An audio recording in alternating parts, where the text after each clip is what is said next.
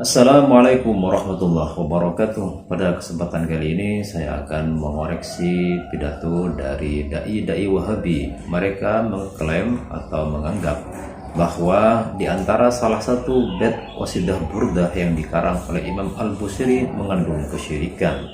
Apakah memang seperti itu? Mari langsung simak cuplikan video berikut ini. Kemudian antum bayangkan seorang membaca di acara maulid, membaca qasidah burdah, ya, yang isinya ya akramal khalqi mali man aludhu bihi siwaka inda hululil hadithil amami. Wahai makhluk termulia, kepada siapakah aku harus berpegang berlindung kepadanya selain engkau tatkala terjadi musibah yang meliputi segalanya, ya. Maksudnya Nabi sallallahu alaihi wasallam. Ini syirik atau bukan? Syirik jelas.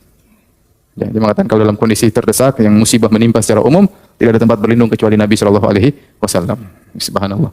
Ini bukan lagi pakai dandan langsung kepada enggak pakai dan enggak pakai suma langsung kepada siapa?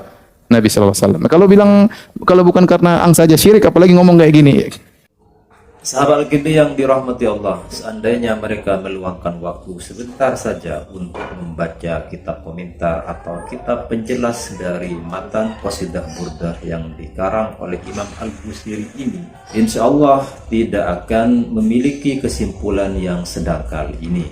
Dalam hal ini Al-Imam Al-Busiri memuji atau menyanjung Rasulullah SAW berkaitan dengan syafaatul udma yang memang khusus dimiliki oleh beliau kelak di hari kiamat. Jadi kalau kita terjemah gampangnya seperti ini, ya akramal khalqi, wahai makhluk yang paling mulia. Nah, bentuk dari kemuliaan Rasulullah itu apa? Di antaranya adalah beliau diberi syafaatul udma khusus kepada beliau. Karena syafaatul udma hanya dimiliki oleh Rasulullah, maka tidak heran Al-Imam Al-Busiri mengatakan seperti itu. Mali man aludhu bihi siwaka. Aku tidak punya tempat berlindung kecuali kepadamu ya Rasulullah. Ini bukan dalam rangka menyamakan posisi Rasulullah dengan Allah.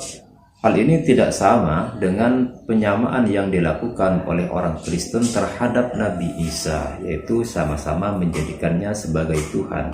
Kemudian, apa bukti kalau redaksi mali man aludhu bihi siwakah ini berkaitan atau arahnya kepada asyafaatul udma yang nantinya kelak di hari kiamat, yaitu redaksi selanjutnya yang berbunyi indah hululil hadithil amami, ketika telah sampai masanya bencana yang umum, bencana yang merata ke seluruh umat manusia.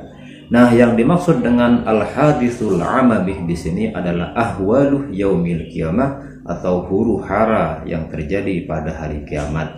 Dan yang namanya bahasa pujian atau bahasa cinta itu memang agak lebay. Sama seperti seseorang yang mengatakan kepada kekasihnya, saya tidak bisa hidup tanpamu, atau di dunia ini hanya kamu atau kamu tiada duanya.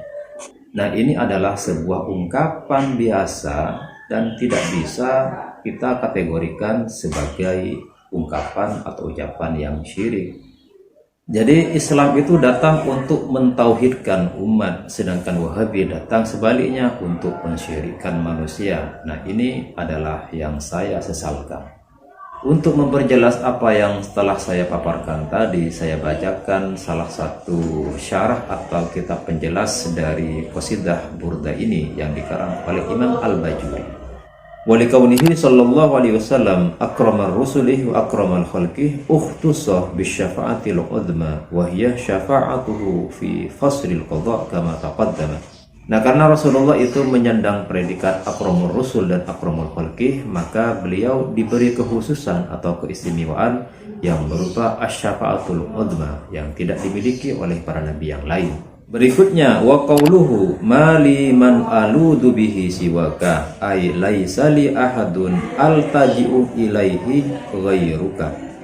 Saya tidak memiliki tempat berlindung kecuali kepadamu ya Rasulullah. Wa qauluhu inda hululil hadithil amami, maksud dari inda hululil hadithil amami ay indah nuzulil hadithil am, yaitu ketika turunnya bencana yang merata yang umum, ay asyamil yang merata li jami'il khalqi kepada semua makhluk hidup. Nah, apa maksudnya? Wal muraduh, maksudnya adalah bidzalikal hadis haulu yaumil qiyamah, adalah huru hara kelak di hari kiamat. Dengan demikian, maka bait burdah ini tidak mengandung kesyirikan sama sekali, karena itu kaitannya dengan asy-syafa'atul uzma yang memang hanya dimiliki oleh Rasulullah. Sehingga sangat masuk akal kalau Imam Al-Busiri mengatakan mali man aludu bihi siwaka. Kemudian kalau ada orang Salafi Wahabi bertanya mana dalilnya asy-syafa'atul uzma, maka dalil asy-syafa'atul uzma ini ada dua. Pertama dari Al-Quran, yang kedua dari hadis. Dalil asy-syafa'atul uzma dalam Al-Quran adalah a'udzubillahi minasyaitonirrajim wa minal laili fatahajjat bihi nafilatan lak asa ayyab'atsaka rabbuka maqaman mahmuda. Nah, maksud dari al-maqam al-mahmud adalah asy-syafa'atul uzma menurut para mufassir, dan ini sesuai dengan hadis berikut.